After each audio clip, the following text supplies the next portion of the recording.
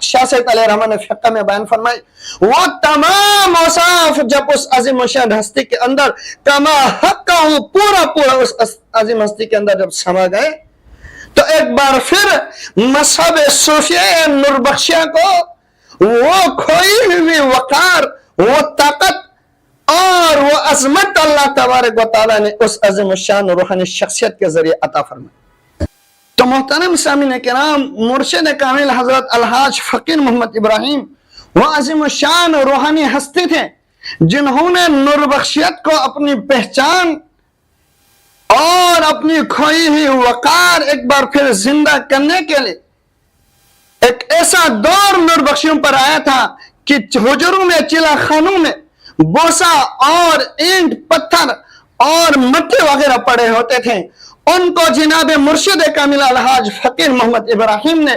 اعتکاف نشینی جیسے محافل وہاں پہ سجا کر ان چلا خانوں کو آباد کیا اور نوربخشیت کو اپنی کھوئی ہوئی وقار ایک بار پھر زندہ و جاوید کر کے دکھایا۔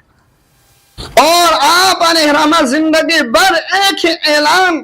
ہمیشہ بلند فرماتے تھے کہ دوام وضو، دوام ذکر اور دوام توبہ۔ تو محترم سامعین کرام، یہ جو پیغام مرشد کامل جناب الحاج فقیر محمد ابراہیم رحمۃ اللہ علیہ نے ہمیں وصیتاً تحفتاً دے کے